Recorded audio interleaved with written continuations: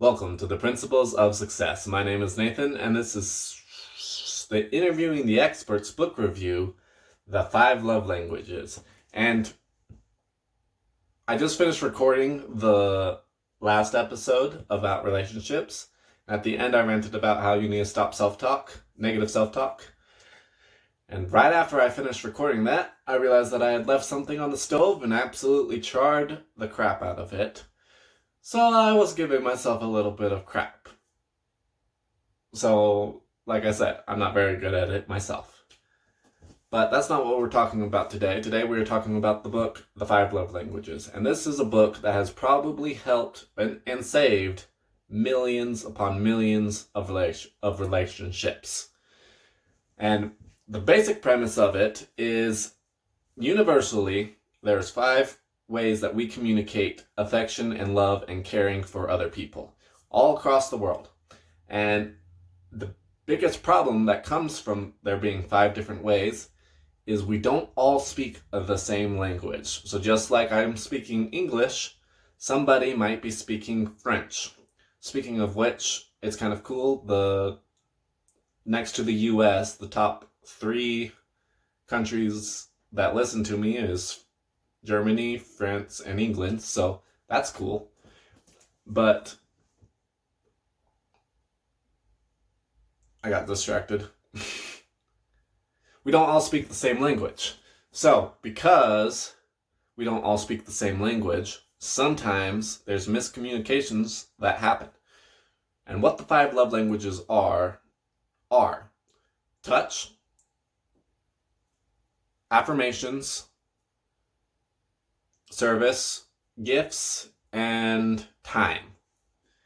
And we each can feel and express those to some extent, but there's one that predominantly we feel more, and everyone has that. Kids especially need all 5. But as adults, we predominantly have one that really resonates with us, and then the others more or less. Like, for instance, mine is time.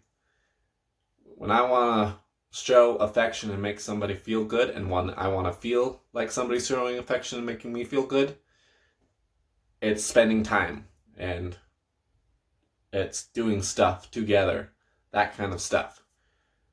But when I have a really hard time speaking is gifts. Gifts mean nothing to me, but gifts mean everything to my little sister. So before I go more into depth on that kind of stuff, let me describe what each of the 5 love languages curtails. I already talked about time a little bit. It's spending time with that person, doing things with them. You don't even have to be doing things. Like my mom and I, both of our love languages are time. And when I was on vacation visiting them last month, how I spent the majority of my time, because she's not doing the best health-wise, is we just laid in bed and talked. And that was how we spent our time together, and it was fantastic. We just talked and enjoyed each other's company. Time. Physical touch does not necessarily mean sex, but it can include sex. Does not necessarily mean sex. So just because you really enjoy sex does not mean that your love language is touch. Touching includes back rubs, scratching, hand holding, cuddling, all of that. Just being physically in contact with that person. For more platonic relationships, it's elbowing them, hugs, slapping on the back, that kind of stuff.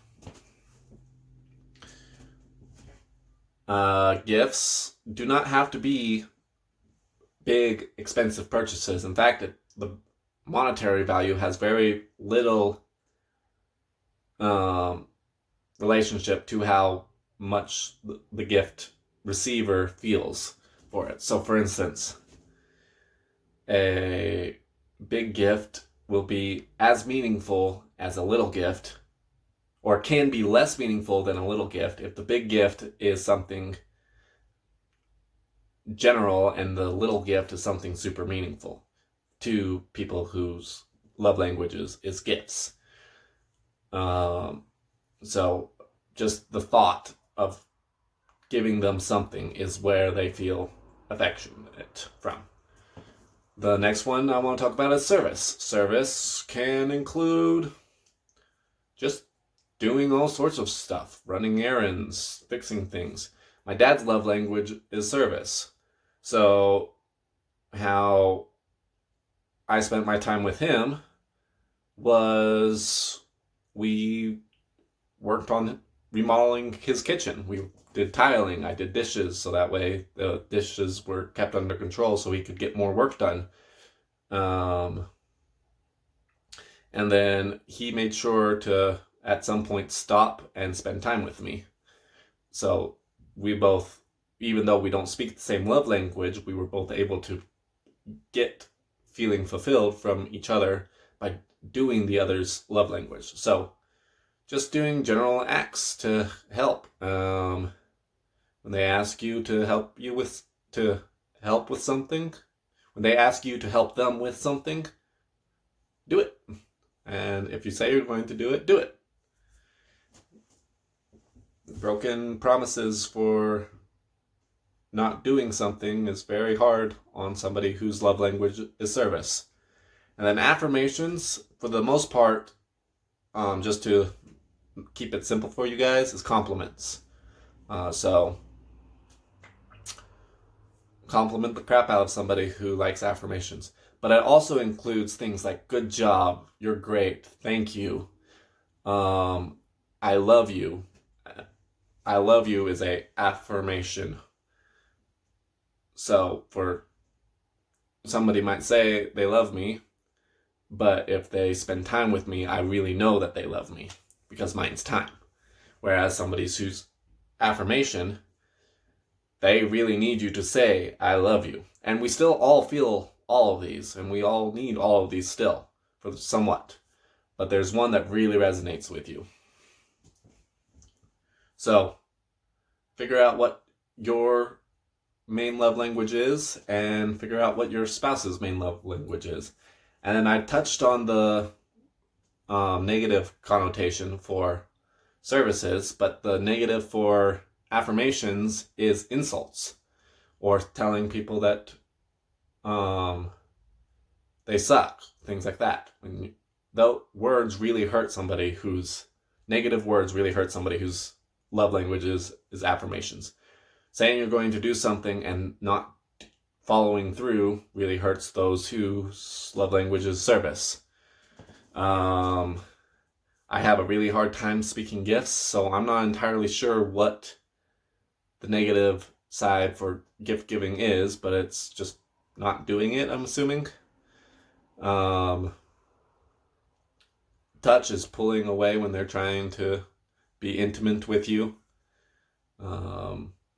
Like, for instance, back to my sister, whose love language is gifts, but my secondary love language is touch, which I haven't gone into yet, but let's just say my love language is touch for now.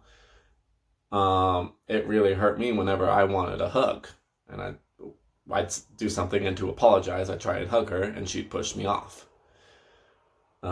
So that's touch, pushing somebody away, not wanting to be physically in contact with them will hurt somebody who's touch. And time, rescheduling, choosing to spend time with other people, not inviting that person to the thing, those all hurt the person who's time. And I just barely touched on it a little bit, but we have a predominant one. A lot of adults have a secondary one that is not as resonant, but is still pretty useful. And when you're in a relationship, it's really useful when you have at least your primary or secondary in common with the relationship-y primary or secondary. So for instance, my dad's primary is service and my mom's primary is time. But my dad's secondary is time. So that works out fine. And then just to reemphasize, we all still feel it. all of them a little bit, but kids especially need all 5. So try and figure out what your love language is. Try and figure out what your spouse's love language is, and whoever other relationships you have. Figure out what their love languages are. And there's a nice little test that you can take, and it's the 5 love languages test. Just Google it. Anyway, with that, I will leave that here for today, and I will see you all next week.